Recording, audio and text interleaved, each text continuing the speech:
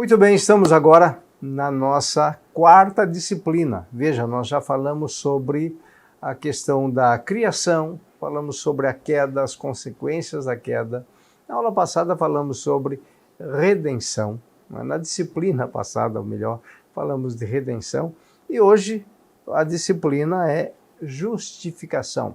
Também um tema fundamental, uma doutrina fundamental da igreja, que eu gostaria que vocês prestassem bem atenção, porque dessa compreensão vai fluir tudo aquilo que nós vamos compartilhar ainda a partir de agora.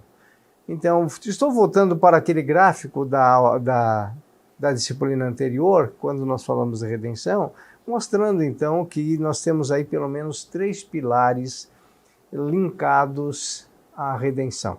Ou seja, a redenção proporcionou isso aí, proporcionou a justificação, a santificação e proporcionará a nossa glorificação. Conceito então de justificação.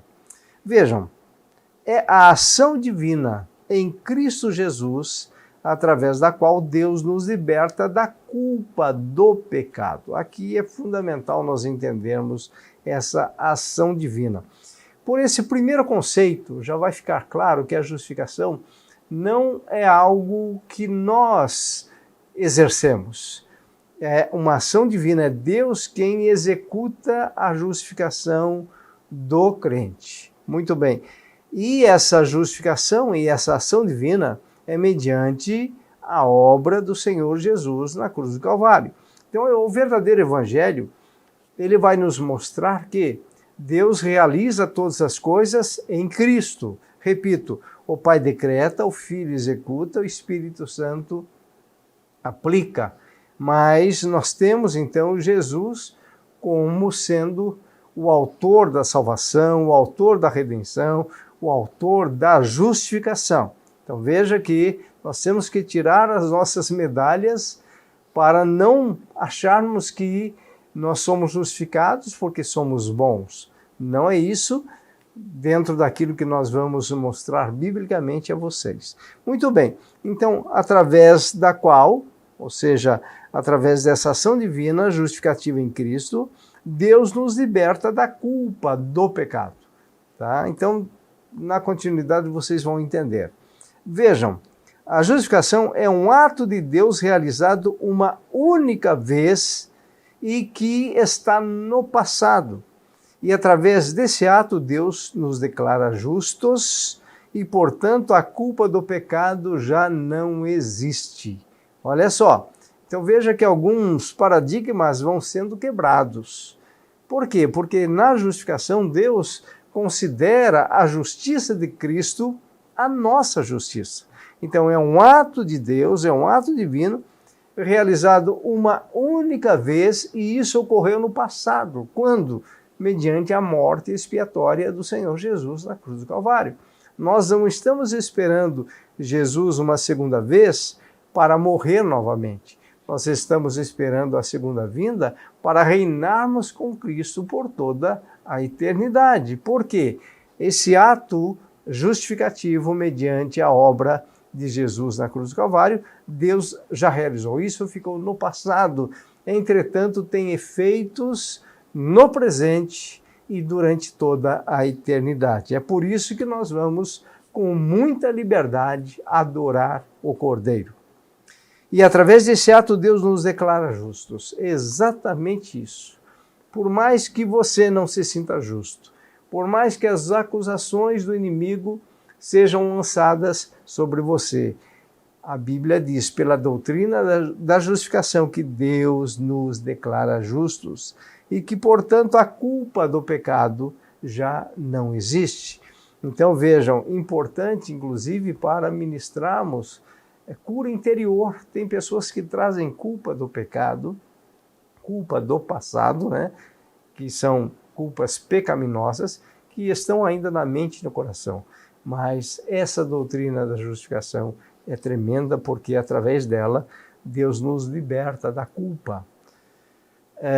Veja o que Martinho Lutero falou, o grande reformador Martinho Lutero, o que ele falou sobre essa doutrina. Ele vai dizer: esta doutrina justificação é a cabeça e a pedra fundamental.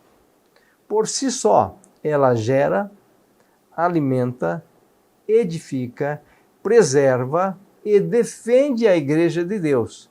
E sem ela, a Igreja de Deus não poderia existir, nem por uma única hora. Olha a importância que o reformador Lutero deu para essa doutrina. Então, essa doutrina ela gera, alimenta, edifica, preserva e defende a igreja. Então, é uma doutrina fundamental e deve ser ensinada. A natureza da justificação, veja, não é um processo, é um ato único e irrepetível. A santificação, por exemplo, é um processo, porém a justificação não. É um ato divino que ocorreu no passado e irrepetível, não vai repetir-se novamente. Não é o que Deus faz em nós. Olha que interessante, a justificação não é o que Deus faz em nós, mas o que Deus faz por nós. Ela não acontece no coração do crente, e sim no tribunal de Deus. Por isso que a justificação nós a recebemos pela fé. Nós não temos nenhum sentimento de que fomos justificados, mas nós cremos, nós temos a certeza, porque a palavra assim nos confirma. Ela não acontece no coração do crente, e sim no tribunal de Deus. É por isso que nós não temos mais como sermos acusados, porque lá no tribunal divino já foi carimbado tetelestai, ou seja, está consumado aquilo que Jesus realizou na cruz do Calvário, foi realizado e estamos justificados por toda a eternidade. É uma declaração judicial de Deus, que ocorre no tribunal de Deus, informando que todo aquele que crê no Senhor Jesus Cristo não tem mais culpa sobre si. Então veja, estamos falando de justificação, não estamos falando de santificação. Por isso que você não pode tirar todas as conclusões sem assistir todas as aulas. Mas com relação a essa doutrina, ela vai afirmar que aquele que crê no Senhor Jesus Cristo não tem mais culpa sobre si. Muito bem. O seu coração, o seu pecado e o meu pecado foi colocado na conta de Cristo e a justiça de Cristo foi colocado na sua conta ou na minha conta. Portanto, o crente é inculpável perante o tribunal de Deus. Nós temos que parar aqui e pensar um pouquinho, né? Veja essa questão do pecado. Nós falamos que a partir do momento da queda, nos tornamos escravos do pecado. Então, como que Deus resolve isso na justificação? Esse pecado que habita em nós, ele foi colocado na conta de Cristo. Agora, em Cristo não há pecado, em Cristo há justiça. Por isso, justificação. A justiça de Cristo foi colocado na nossa conta. Então, aí, veja só, em termos de barganha, vamos dizer assim, Deus fica com o prejuízo total, porque aprove a Ele nos resgatar.